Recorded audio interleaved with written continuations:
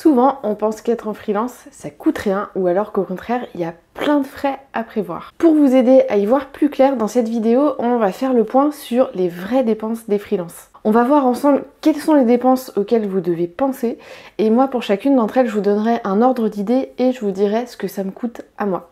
Allez, c'est parti!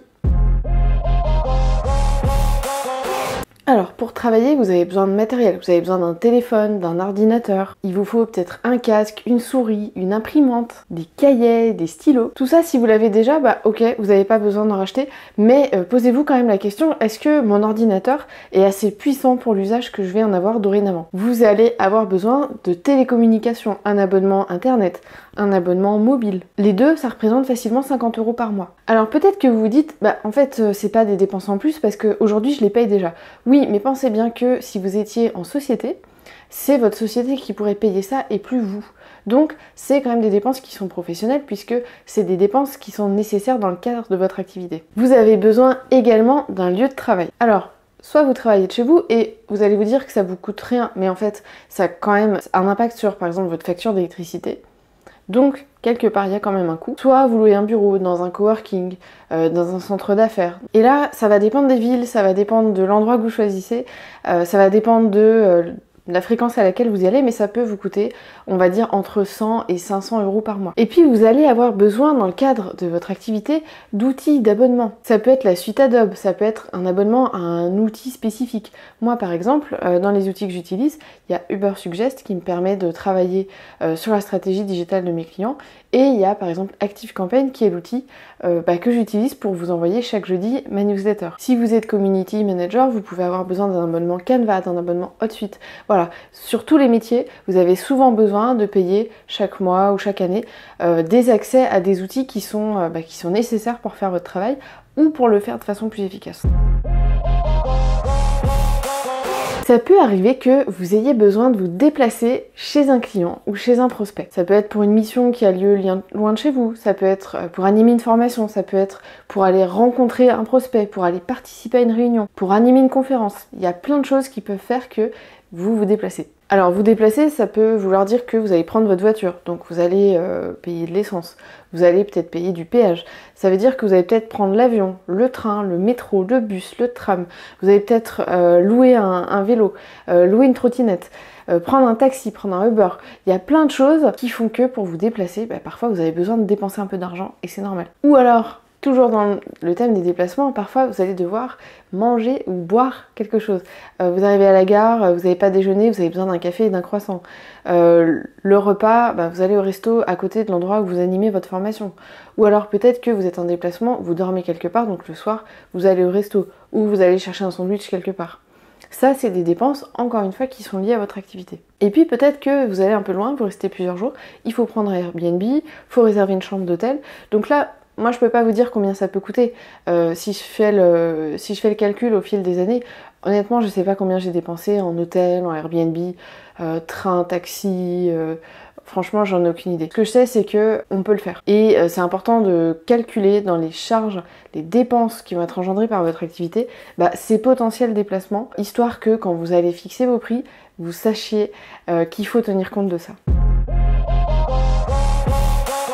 Si vous êtes en micro-entreprise, vous n'aurez pas forcément besoin de payer pour votre compta parce que c'est un statut qui est assez léger quand même en termes de comptabilité. Par contre, si vous êtes en société, là le comptable franchement vous y échapperez pas. Justement pour vous parler de ce que coûte un comptable, moi je suis avec l'expertcomptable.com depuis 3 ans et ça me coûte 99 € par mois hors taxe. Je restais avec eux parce que c'est les 4e que je fais.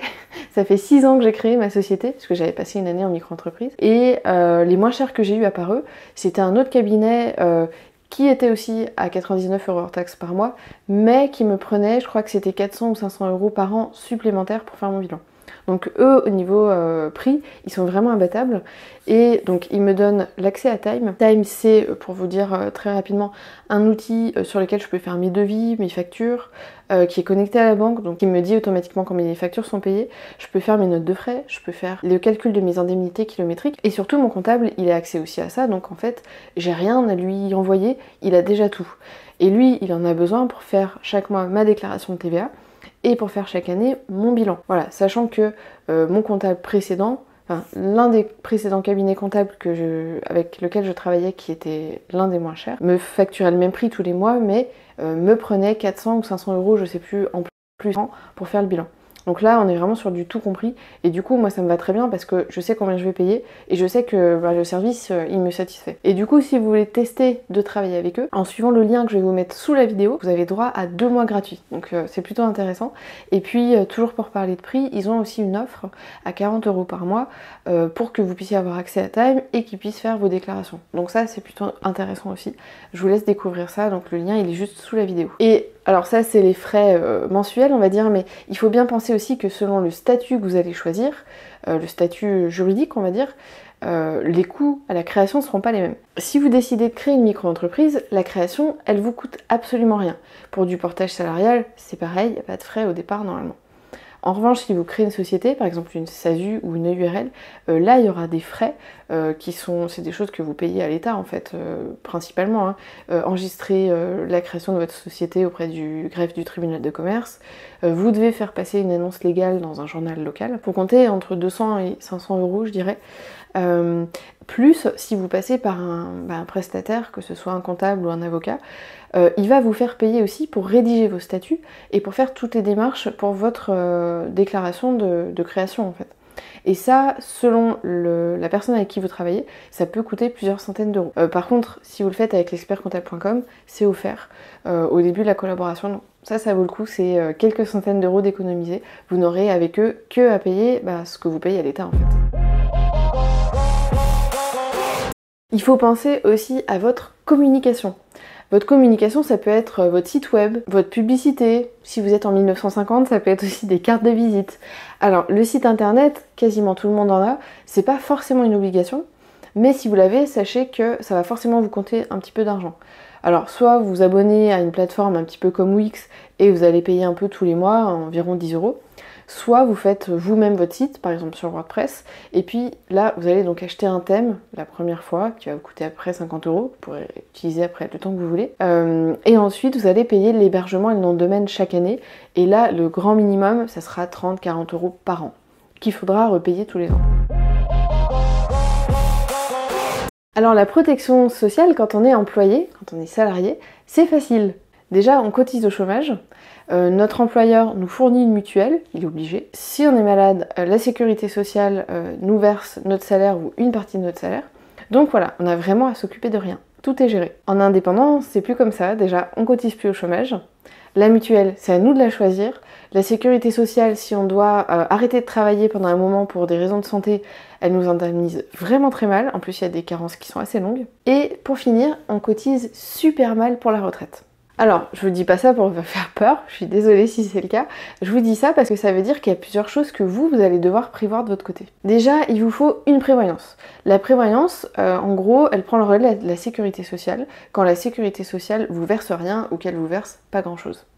Quand vous êtes en arrêt maladie ou en cas d'invalidité. Alors moi, pour vous donner un exemple, je paye 60 € tous les mois pour ma prévoyance, et si je suis en arrêt de travail, j'ai 2 semaines de carence, donc pendant les 2 premières semaines, j'aurai rien, mais après j'aurai 2500 € par mois, et ils me donneront 300 € pour couvrir la majorité des frais que ma société paye chaque mois. Il vous faudra également une mutuelle. Alors moi, pour compléter les frais de santé que la sécurité sociale ne me rembourse pas, j'ai une mutuelle.